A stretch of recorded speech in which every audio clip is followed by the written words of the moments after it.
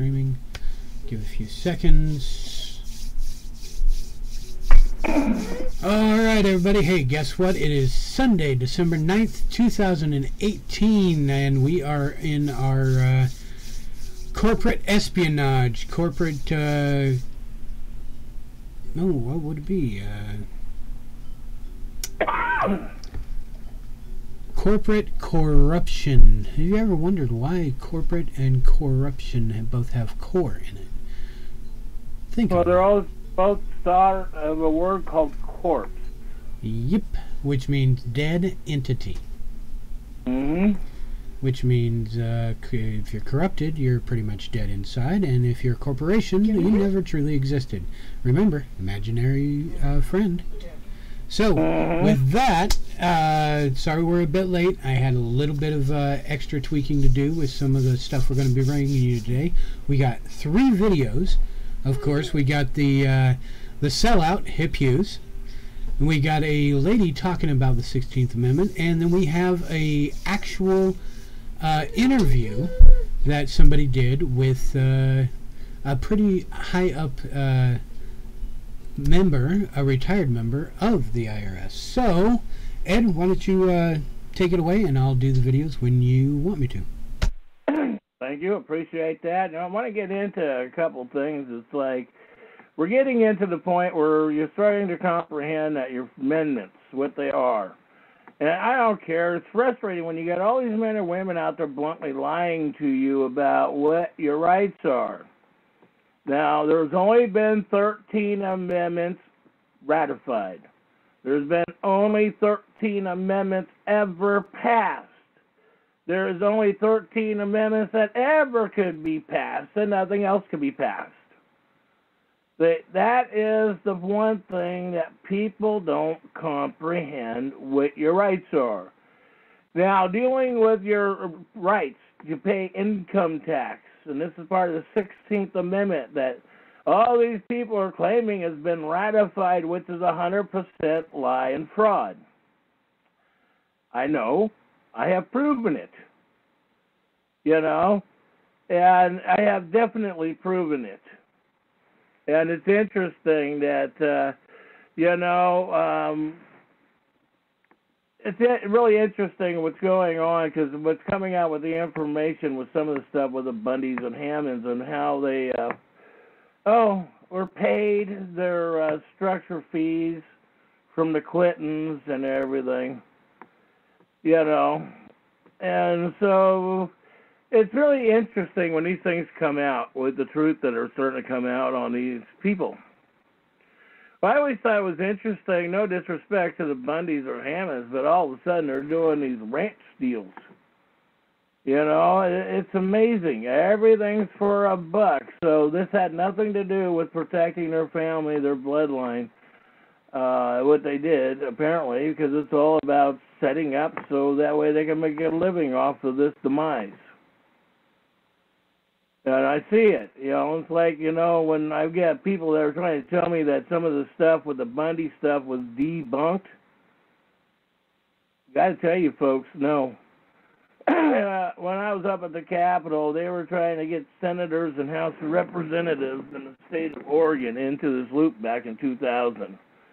2001, 2002, 2003. And so when I watch this stuff, because people are putting stuff up, they have no knowledge because they weren't there. And they don't get it. You try to explain to people when you've been there, you've seen it, you witnessed it, and then people don't want to sit there and acknowledge that you were there or that you might know something that they don't get. It's really disturbing when you sit there and you look at this income tax structure that everybody says, oh, you have to pay. Well, we pay more taxes than any other place in existence in the universe. And that's the other thing that really pisses me off. It should piss you off. You're paying property taxes. Why are you renting your home?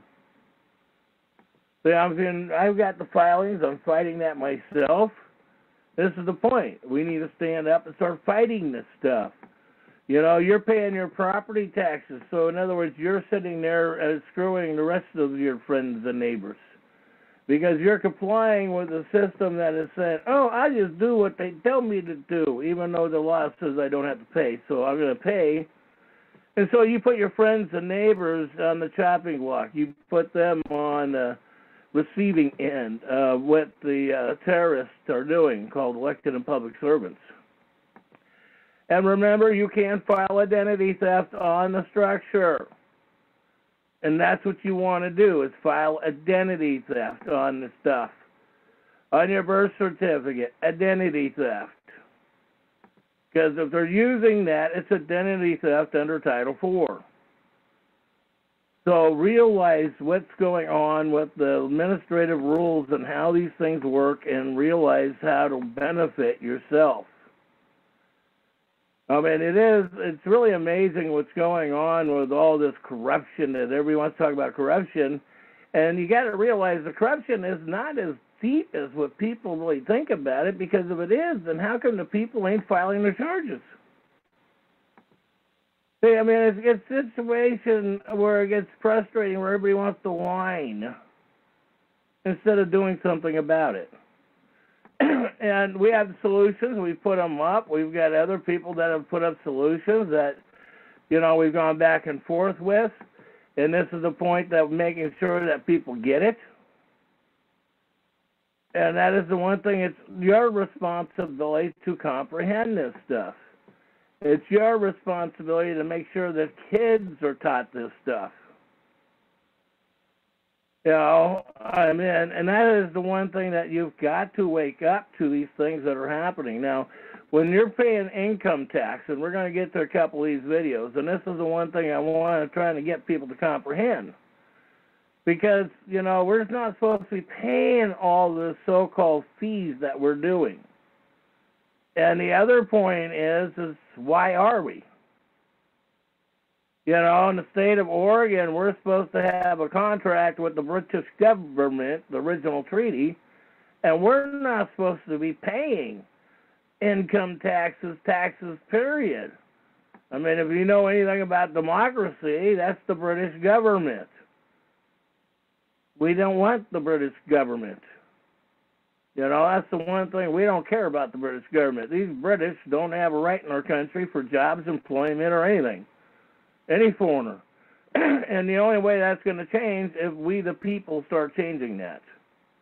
Because if we, the people, don't start changing that, it's like what's going on in France, the riots that are going on. There's a lot of stuff going on around the world that people are not paying attention to what's going on. And also, too, if you're not familiar, the other point is to look up 12 U.S.C. 411, insurance to the Reserve Bank. See, they have administrative rules on this stuff. And this is the point when you read this stuff, because everybody goes, well, they put this in place and they put that in place. But, see, you got to realize, what did they put in place? And do you really know what was put in place? Because we do have H.R. 192 that's put in place, and we know that that's a fact. And so that is one thing that we do have, that we can sit there and offset these things. But we have to file this stuff. This is the main thing, filing this paperwork, filing these things to make sure that they're real. Because only living men and women can make a filing. Corporations cannot file affidavits. So anyhow, I'm going to get into the audios, and then we'll go from there, because I really have fun with this one guy, Hughes, out of the East Coast, Because this guy, is definitely a paid government employee, and if you actually listen to him, he doesn't even tell you the full story of what he's explaining to the general public. So he's not there for your benefit. He doesn't always tell the truth. That's not his job to tell the truth, because he's a government paid employee. So anyhow, let's go ahead with one of the videos. All right, let's do Hip Hughes first then, and yeah.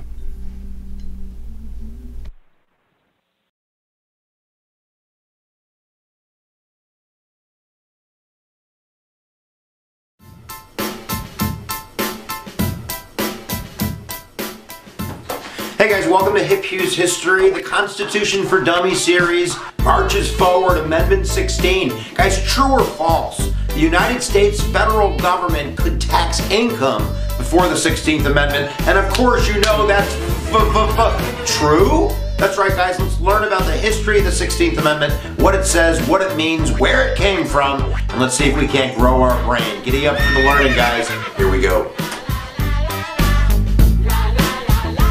Alright, we're going to read the words in a second, guys, but I want to get kind of the umbrella statement down. And the umbrella statement, if you're in an American history course, is the idea of graduated income tax. And basically the way that I have my kids remember it, it's a little bit stupid, but I always say to them, hey, happy birthday, it's your 16th birthday. Oh, I got you some cash, and aren't you graduating high school?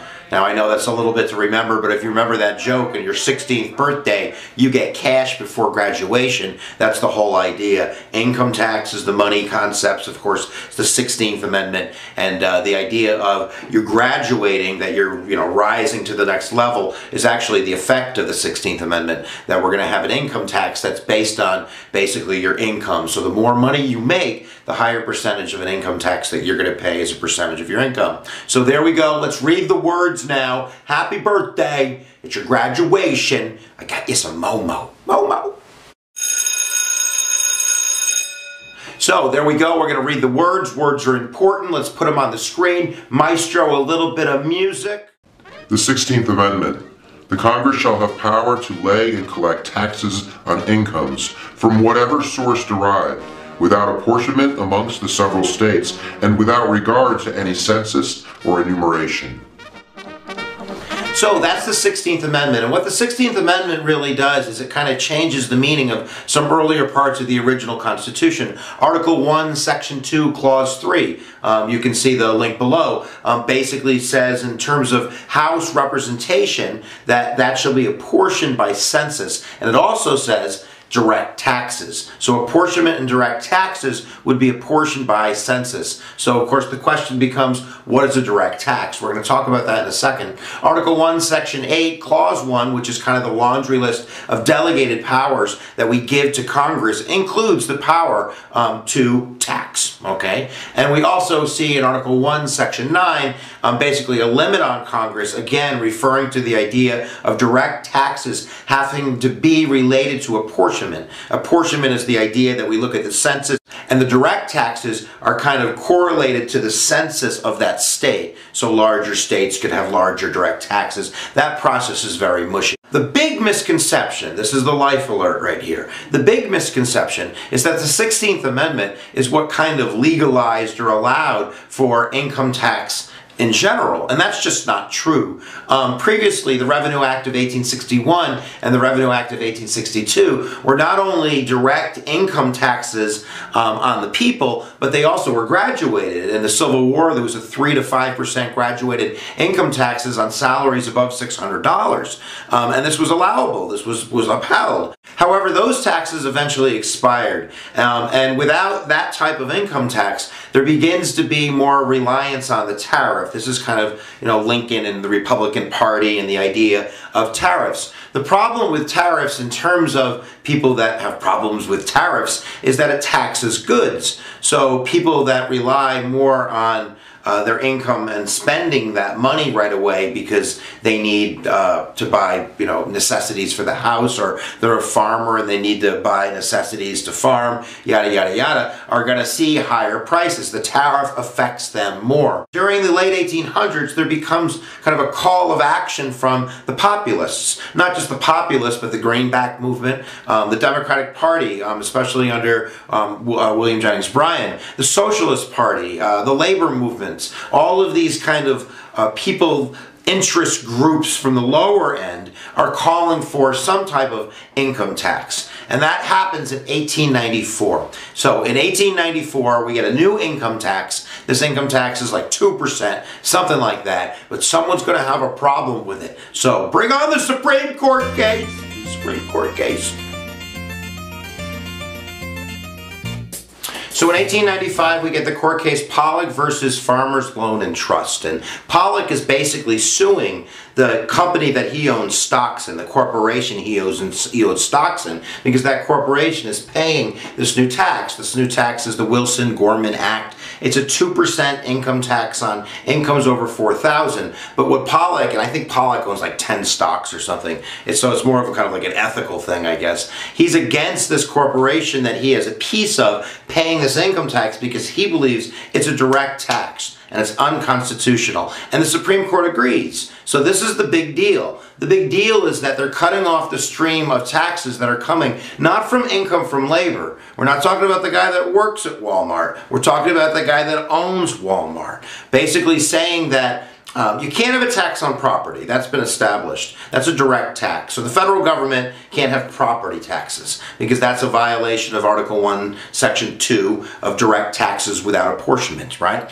But what the court says is that income that's made off your property, not your labor, your property. So a corporation, I guess, being that property, so dividends and rental income and any other income other than labor that's made, money that's made off money, can't be taxed because that's a direct tax. And that direct tax is a violation of the Constitution. So this shuts down a huge stream of income for the federal government. And then at the turn of the century, we see kind of a change in economic factors. There's a rise in the cost of goods. So tariffs are hurting the people. And we also see the development of kind of progressive Republicans like Teddy Roosevelt and kind of the urban centers of the North becoming more progressive, them wanting that income stream from the upper echelons of society, corporations. So in 1909, Howard Taft gets behind the idea and Congress gets that proposed amendment through and throws it to the states. Remember, 2/3 of both houses, 3/4 of all states. So in 1912, all three candidates support it, right? You have the bull moose, Teddy Roosevelt. You got my big man, William Howard Taft.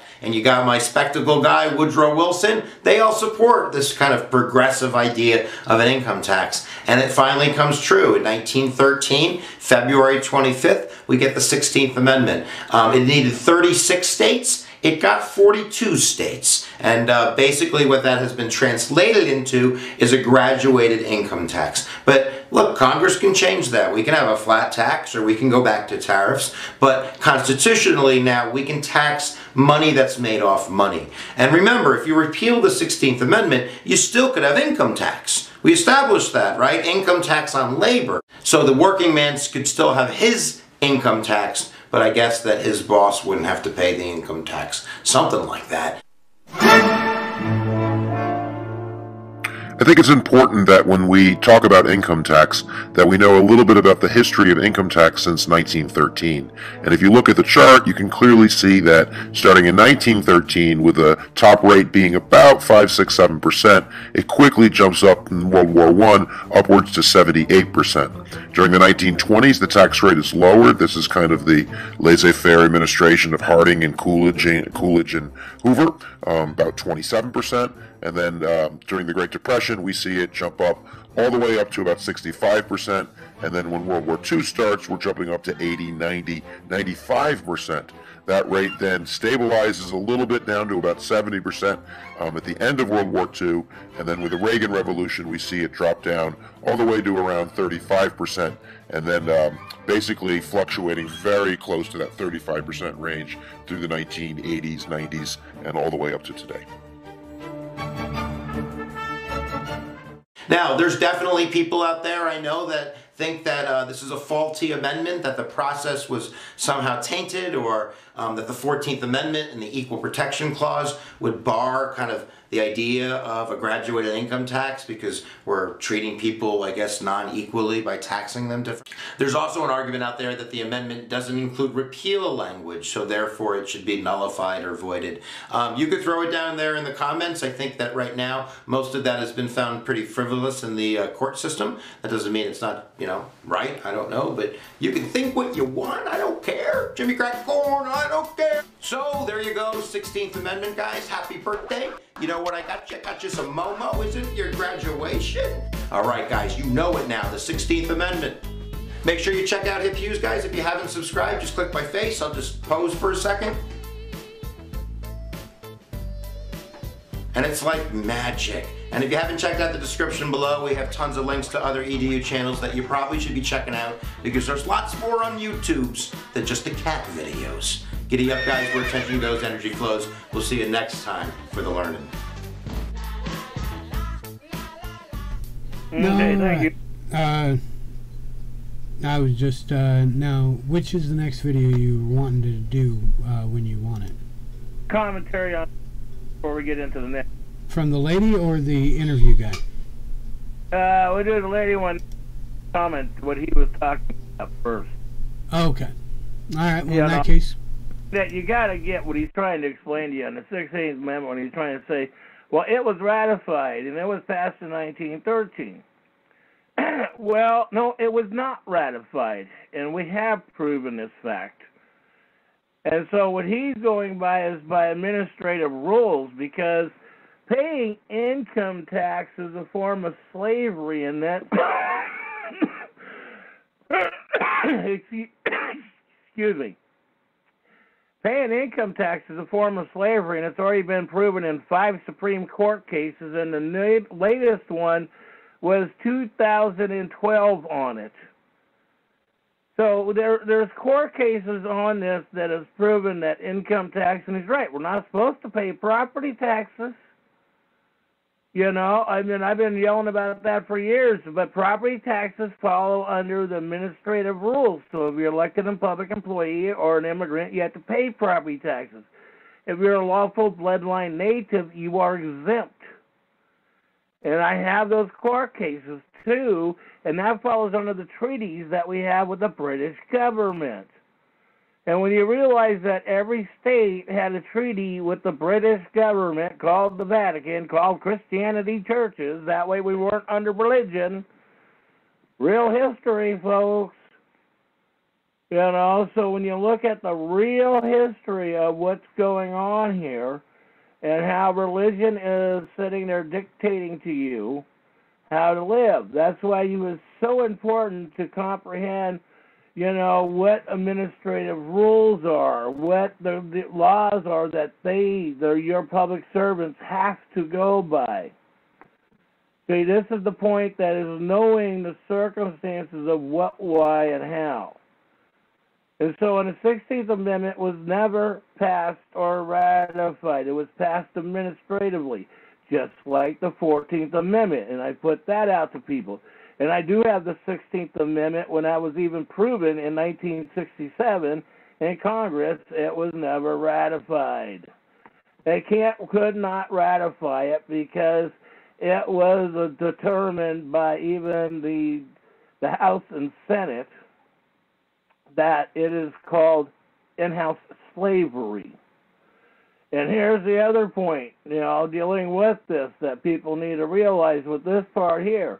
18 U.S.C. 201 code, and you know, I have fun with people with codes at times. Bribery of public officials and witnesses. Read this stuff, you know, because when you're putting this stuff in your instruments, when you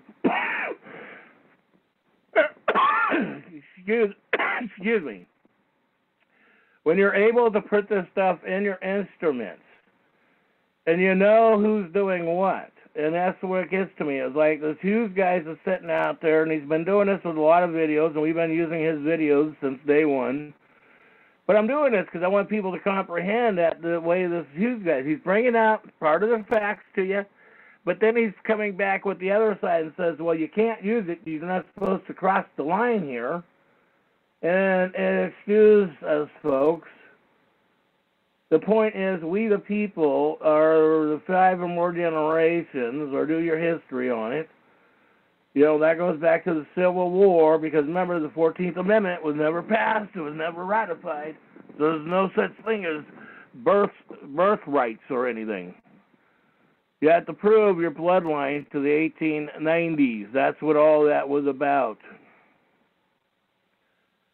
And that's the one thing that has been proven. We've written it in instruments. We've put them up there. I've put them out there. Nobody's disagreed with me. I've had congressmen and senators agree with the stuff that I've put out. So, and this is the one thing that now you've got more and more evidence in your creel when you're looking at this. So when it comes to bribery, okay, if, let's say for example, the clerk changes your file records, and I don't have that law in front of me, but if she changes, or he or she changes your file records, that's bribery from another public official. See, that's conspiracy, racketeering, fraud. And see, this is the way things need to be presented and written, because, you know, I've got people that have sent me stuff, and the way they're trying to present stuff is you've got to incorporate what, why, and how. If you don't incorporate what, why, and how in your instruments, you have no basis. You have to quote this stuff. So sometimes when people are putting things together, you got to really look at which you're putting together, how you're putting it together, and to get this. And then the other point is that I want to bring this up with little nutcase Kate Brown. Oregon governor goes after $4 million to sue Trump and defend illegal aliens. Now, I got that affidavit. We got to file on this woman and get her out. And so you guys got to realize if we file on her the affidavits, they have to do something.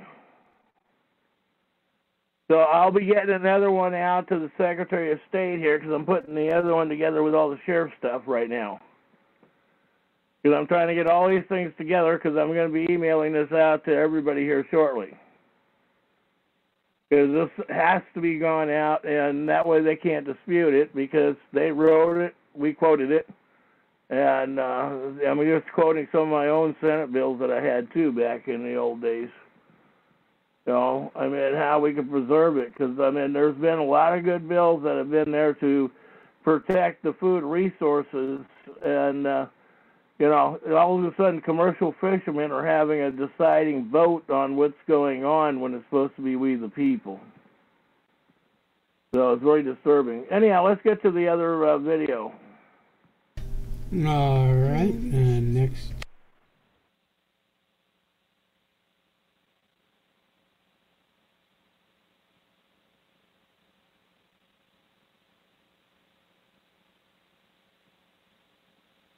It all began with an idea. The idea of a tax to soak the rich. That idea quickly took root among the public and liberals of both major parties, and ultimately brought us the 16th Amendment. In the spirit of Soak the Rich, Democrats introduced several bills to provide a higher tax on higher incomes. However, the conservative branch of the Republican Party made sure the bills never passed the Senate. Democrats used the Republicans' non-support of the bills to their benefit as evidence that the Republicans were the party of the rich and should be thrown out of power. This put pressure on William Taft, who was president at the time, and though he was against the income tax, he acknowledged it as all right in principle in political speeches. In April 1909, Senator Joseph Bailey, a conservative Southern Democrat who was actually opposed to the income tax, became the culprit of its creation. In an attempt to further embarrass the Republicans, he created another income tax bill which was similar to those which had been introduced in the past. This would force Republicans to openly oppose another income tax bill and further label Republicans as party of the rich. Expecting the usual opposition, Bailey introduced his bill. However, to his dismay, Teddy Roosevelt and many liberals in the Republican Party came out in favor of the bill. In fear that the bill might actually pass, Senator Nelson W. Aldrich of Rhode Island, the Republican floor leader, frantically met with Senator Henry Cabot Lodge of Massachusetts and President Taft to work out a strategy to demolish the Bailey tax bill. Their strategy was to admit that they were in favor of an income tax, but only if it was an amendment to the Constitution. They knew it may get approval of the House and Senate, but were quite certain that it could be defeated in conservative states, 3/4 of which were required in order to ratify the amendment. On June 16, 1909, the Democrats were caught completely off guard by President Taft's message recommending a constitutional amendment to legalize federal income tax legislation. This threw liberals into an uproar, and Congress whole saw exactly what was happening and took to the floor to expose the scheme of the Republican leaders. But his concern wasn't necessary, as both politicians and the states were enamored with the idea of soak the rich. The Senate approved the 16th Amendment 77-0, and the House approved by a vote of 318-14. When Congressman S.E. Payne of New York, who had actually introduced the amendment to the House, saw that it might actually be ratified, he was horrified. He quickly went to the floor and denounced the bill he had sponsored, saying, "As to the general policy of an income tax, I am utterly opposed to it. I believe with Gladstone that it tends to make a nation of liars. I believe it is the most easily concealed of any tax that can be laid, the most difficult of enforcement, and the hardest to collect. That it is, in a word, a tax upon the income of honest men, and an exemption to a greater or less extent of the income of rascals. And so I am opposed to any income tax whatever in time of peace. I hope that if the Constitution is amended in this way, the time will not come when the American people will ever want to enact an income tax except in time of war." So, the political strategy of the Republican leadership had backfired, and state after state ratified the Soak the Rich Amendment until it went into effect on February 12, 1913.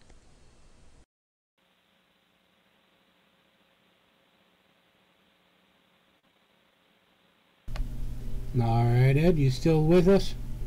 Yep, I am. Anyhow, let me get into this point.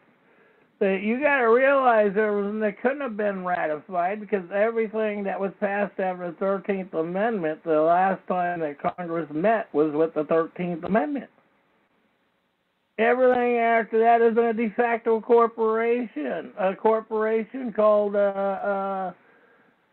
British government, and they put that under administrative rules.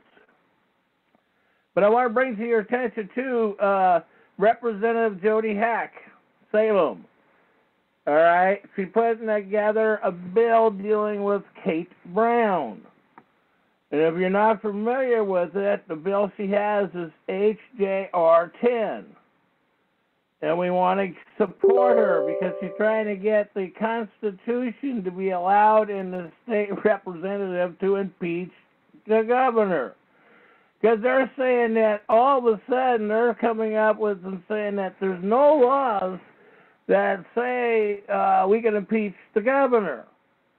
And that's bullshit, because I wrote the damn thing. I proved it, including what they even did with John Kitzhaber when he was forced to resign. Part of that was what I filed on him, a property tax fraud. I mean, I knew these people personally up at the Capitol. I used to meet with them in the hallways and stuff. So this is the one thing that, you know, when it comes down to it, is like Gina Burdick, man. She's a snake in the grass. Don't trust her. I mean, it's one of these things that you get to start paying attention to who, what, why, and how. Now, she needs your support with this bill. I'm going to be posting some stuff on Facebook. I'm going to get this out. But it's Rep. Jody Hack. H-A-C-K. And you want to support this because they're trying to say that Kate Brown, there's no law that says Kate Brown cannot be a governor from Spain.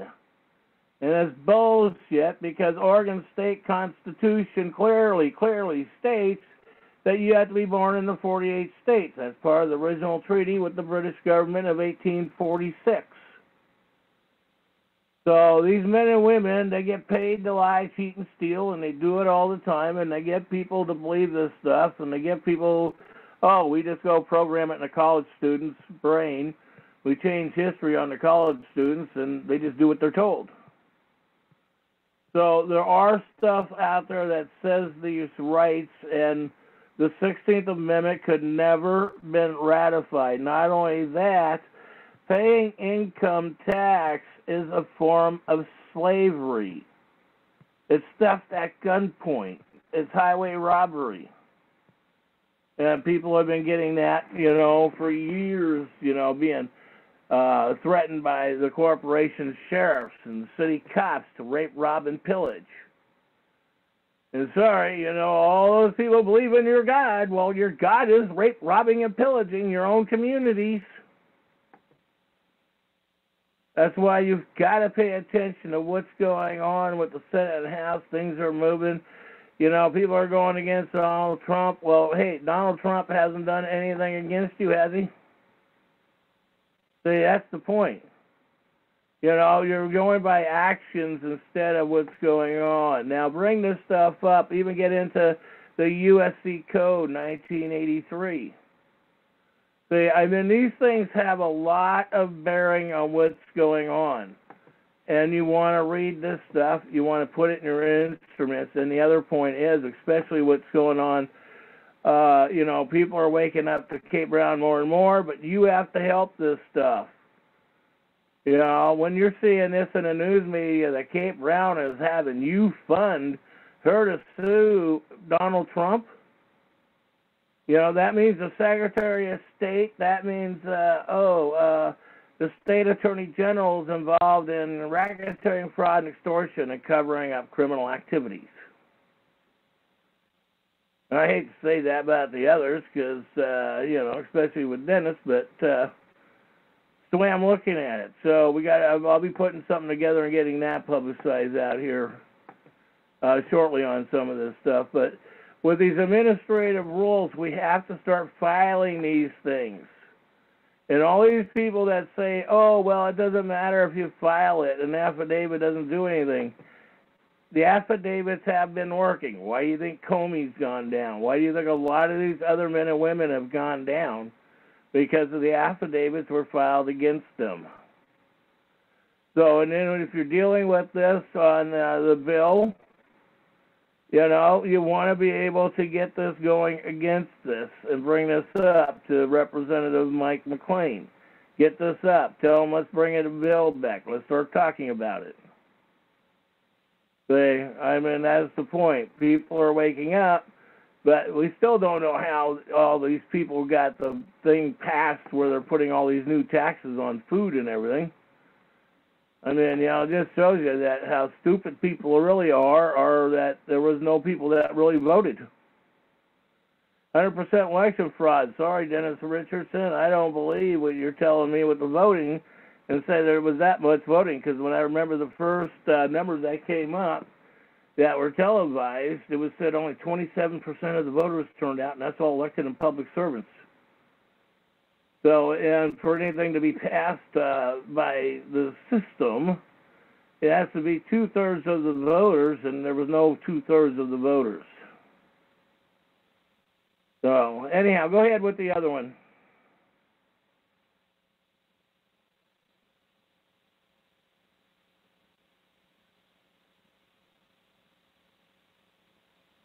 I was wondering why I never heard about all these Supreme Court decisions. So I really wanted the IRS's point of view, because to get the true story, it was imperative I hear both sides. I kept wishing Anthony Burke would call me back. He seemed like an honest man. I then proceeded to call my message machine. Hi, this message is for Aaron Russo. This is Anthony Burke at the Internal Revenue Service. Let me suggest some people that you might want to think about talking to. One would be Don Alexander, who's a former commissioner who's here in town in Washington. Another would be Sheldon Cohen, who is both a former commissioner and former chief counsel. All those guys, I think, can answer your question about, where in the tax law it says that you have to pay taxes. Wow, good news, I thought. So I called Sheldon Cohen because he used to be the IRS commissioner. He wrote the tax code, and he was also general counsel to the IRS. He is a true expert, and I couldn't find a better person to answer my questions. He graciously agreed to my interview.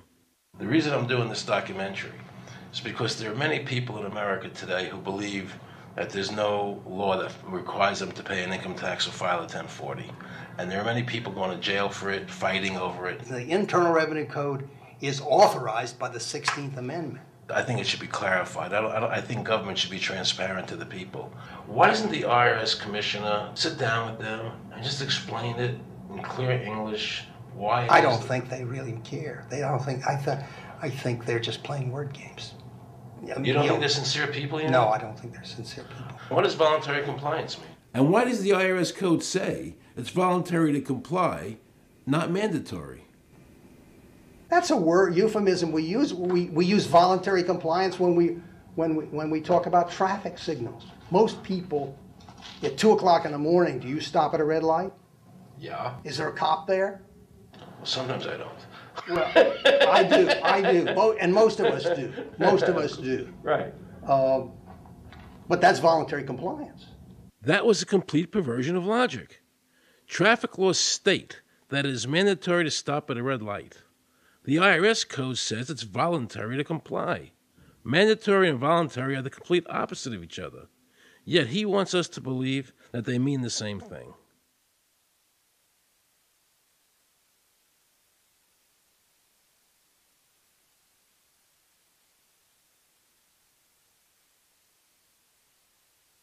So can the government criminally prosecute somebody of information put on their 1040?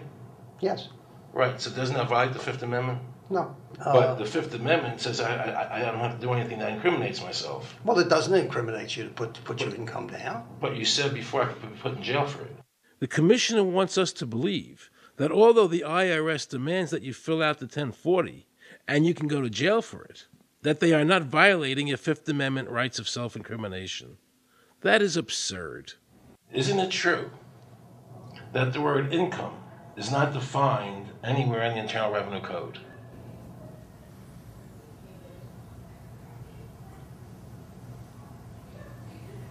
The law says that the government has a right to tax income from any source derived. So, but the word income is not defined in the code.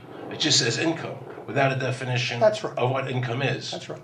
Correct? Yeah. But there are many different kinds of taxes. Well, how can an American citizen know what income is if the code doesn't define it? If they're paying an income Because tax... the courts have all defined it. Do you remember what constitutional attorney Edwin Vieira said? The definition of income in the Constitution was given in the Eisner versus Macomber case, and it turns on gains or profits that are made from some activity. So the Supreme Court has ruled income is not wages, it's not labor, it's gain from corporate activity. I believe that a man's labor is his private property. That's your view, but it's not the law. The Supreme Court's even said your labor is your private property. When I go to work for somebody, it's a trade. It's an even exchange. I do some work, you give me some money.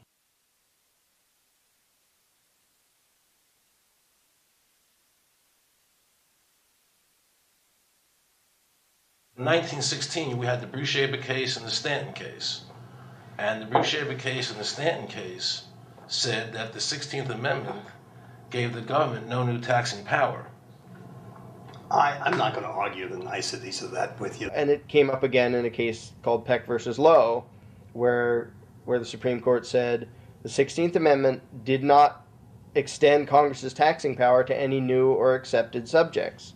In other words, if you weren't taxable before the 16th, you weren't taxable after the 16th. Today I interviewed a juror, okay, who sat on a case, and they found the person not guilty for lack of filing, okay?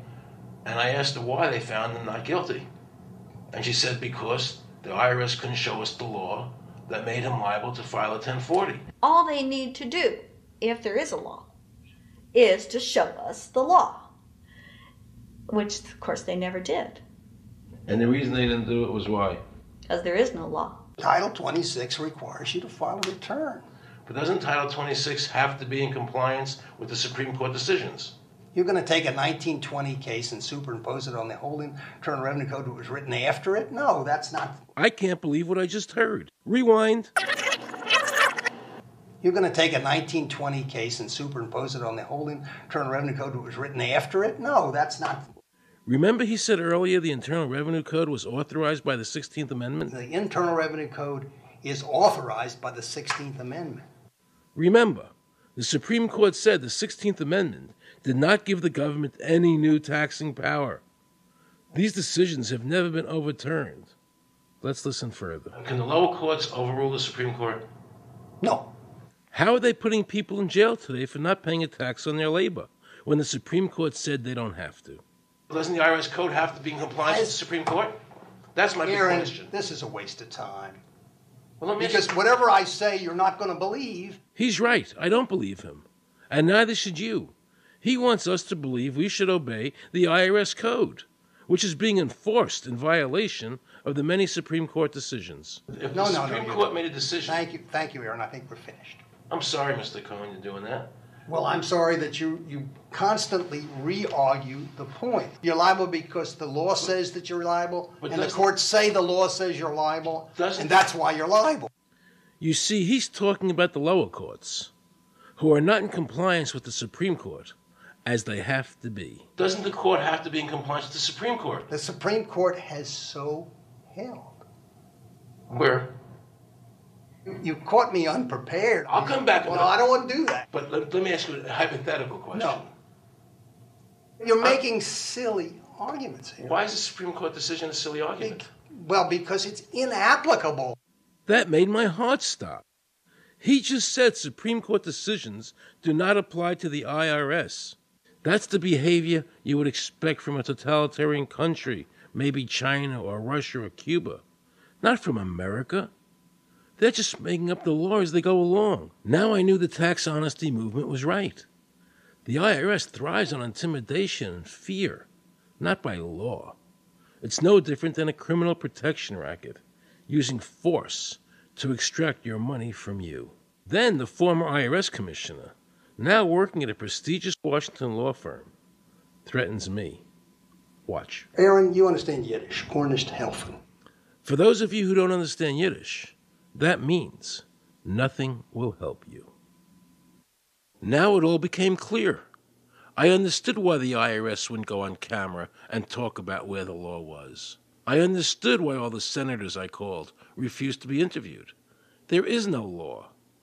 And now you know what our political leaders and the courts have known for decades and have tried to cover up. The United States Constitution strictly forbids a direct, unapportioned tax on the wages and salaries of American citizens. The United States Supreme Court has consistently ruled that the income tax is a tax on profits and gains, not on labor and wages. On behalf of the American people, I challenge the IRS to show me a statute that allows a direct, unapportioned tax on the wages and labor of the American people. And if I'm wrong, I will give my most humble apologies to the IRS. If the IRS is wrong, and there is no law, then every person who's been jailed should be let out of jail immediately, and any assets seized should be returned to their rightful owners. If this is a nation of laws and a free country, then the IRS should show the law to the American people.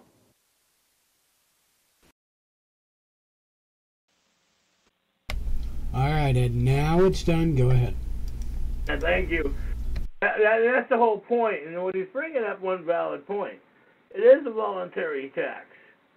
And that's the one thing that people ain't reading what the administrative rules are.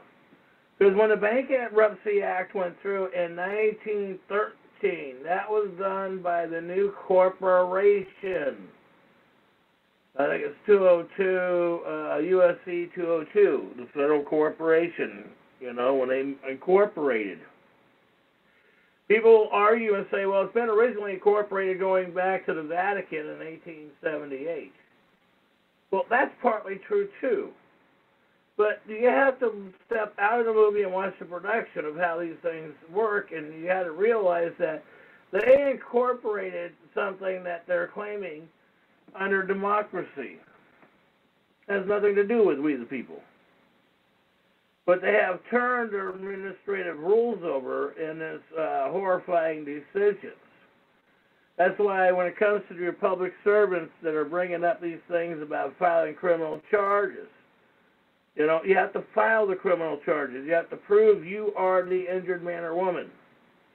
And that is Title 18-3771, Corpus Delicti. So you have to prove, beyond a shadow of a doubt, how you're injured. The stability of your injury, what's happened. And so this is the one thing that we do have these options right now in our hands to bring these things forward. So this is the thing is that they keep lying to us. They keep lying to the children. You know, when you see this now, we have to start standing up and telling these people, no, here's the truth. We have to get the truth out. Because once we get the truth out, and the only thing on taxation is interest and dividends. Remember, it's an indirect tax. So that's what they're talking about, property tax. They can't tax you for property. That goes back to the treaties that we actually have with the British government and the Vatican. And we've got that on new.org and trackers, these treaties. And see, these things mean something, folks. And they mean something if you're a legal citizen or a lawful bloodline native. And these are the things that have to be separated so we can stand up on these things so we protect one another. Because right now we're battling this war and everybody's going off on these things and you're watching all these people fight with religion. Let them go fight with religion. We don't need it. Think about it. I mean, religion is tearing up more and more people right now today than anything else.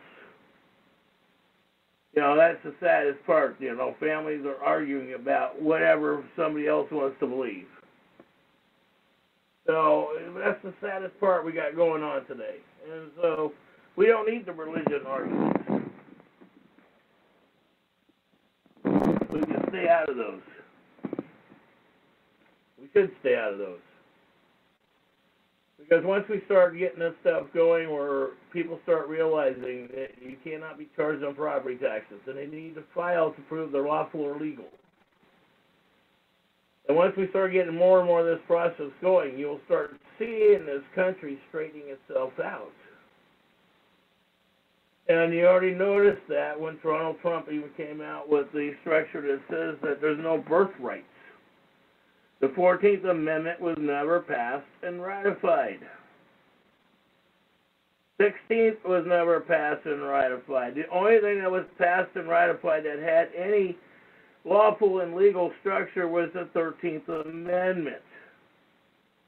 And that is dealing with attorneys and judges and titles of nobility.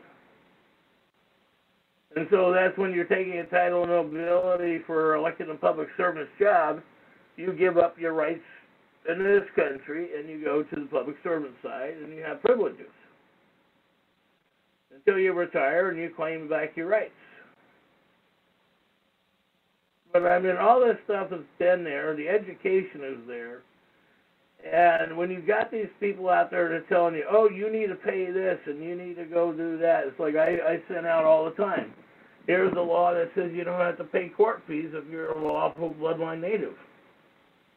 And then people send me this emails back going, well, no, it's $20. You're going into, what? Are you going into a Constitution court where there's a jury, or are you going into a tribunal court that you got a judge handling your case? This is the thing of separating the facts and putting the truth and figuring out what court you're going into, knowing how you're going to handle your case. And so with the 16th Amendment is a beautiful thing when you comprehend you don't have to pay this stuff. Now, filing, and that's the other point. I've got this with John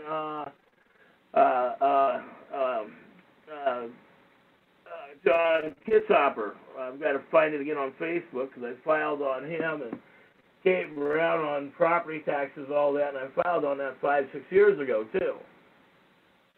So, and I've even filed updates with that with the Secretary of State and the state attorney and everybody keeps ignoring me. Well, now I have to do the next step. But see, that's the one beauty about this. If you see what I'm filing, and I know there's other men and women who have been filing, and I have been passing your stuff around as well. Because, we're all getting it. We're all got some different way of putting our instruments together, and so we are getting it together. And so we're getting more and more of that information out. But also, too, the IMF, and that is what the 16th Amendment is all about, the IRS. That is a corporation out of Puerto Rico that is run by the Vatican. Has nothing to do with the United States at all. So once you start realizing half the stuff that people are claiming that has rights, it's like the Bush family claiming with some of their oil rights. Everybody remembers oil for blood, blood for oil. And, that's the thing. I don't know why people never filed on them. They didn't they go after the corporation. The board members should have been filed on. And that's what we need to do when you're doing these things. Everybody keeps going class action suit, and I'm like, you can't do a class action suit because you can't sue the horse. You got to sue the board members because they're the liable party. The horse cannot be liable. You can't keep kicking a dead down horse. So, and that's the one thing I've been seeing and enjoying that more and more people are getting that. So, anyhow, I'm going to go open up the floor, see if anybody's got some stuff to add, and we'll go from there. All participants are unmuted.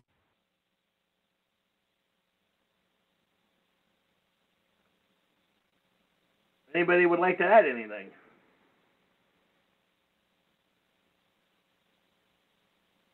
You did it pretty good. You guys realize that property tax and all of your taxes are fraud. It's based on labor. And, Theft by Deception is a wonderful video on YouTube.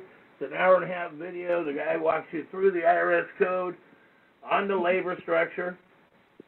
I do highly recommend it. Also, too, Rob Ryder has another video out on that one as well. Straw Man, and I highly recommend Rob's 2 new videos.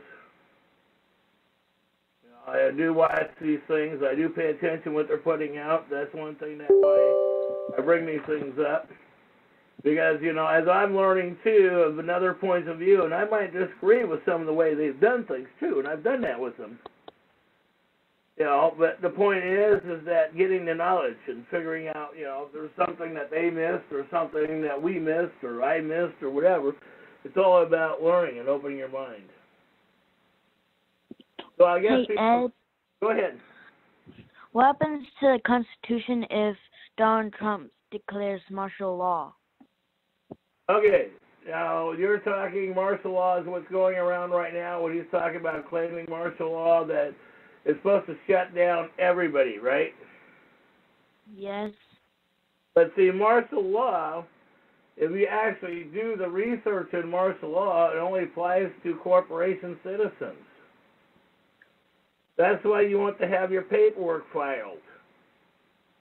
That's why you want it publicly hung up, so that way when they try to do that, you just show them your paperwork and you just walk through. It's like dealing with Star Wars, you don't see me. So long as you keep your mouth shut, do not talk, and you walk by them, they're going to leave you alone. Okay? If you get into their face or you try to stand up for another, what they would call citizen, a low-C citizen, you can bring yourself into trouble and circumstance. And this is the one thing with martial law is that they can't do it technically because it only applies to the military. So if you're an elected and public servant or if you're an immigrant, that martial law applies to you, but it doesn't apply to lawful natives, and I've already put that up. And you got a copy of, didn't I get you a copy of what I put in the newspaper on that? Yes, I've got it, Ed. Okay. So, that's what I'm saying to you is, put this stuff up, hang this stuff up, because, it's like, it was interesting, because somehow my neighbor comes down and telling me how, somebody took the back tailgate of his truck, and I'm like, okay, so what the hell does that have to do with me? And then he's telling me, it's like, hey, you got a hell of a reputation. I'm like, okay. So what the hell does that mean, So, but it's interesting, because, the way they talk around the neighborhood here. So, it is one thing to pay attention to what people are saying around you, too. And that does help. So the kids got that one down, and so when you start doing that and protecting yourself, and it's like what you're doing, young man, is that you're learning the lingo, you're learning how to talk to your public servants, you're learning, what they can and cannot do, and how to express yourself. That's how you control your public servant. It doesn't matter how old you are. I got lucky somehow. I knew a lot of this stuff growing up, figured it out, was able to do it. So I just, anybody grew up around me and knew it too. So anyhow, anybody else would like to add anything else?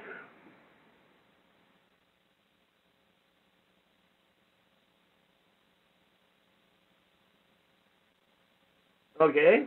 So I guess people have got it. You got the 16th Amendment down that taxes are 100% voluntary. Plus we have the exhibits up on new.org and trackers, and I have them on the Facebook sites, dealing with the Exhibit 2 from the House and Senate, admitting that taxes are voluntary. So if you get into the circumstances, we have all the federal court cases on a voluntary tax structure, and the court cases that have one every time. Then we've got the new one I put up dealing with the bankers dealing with on property.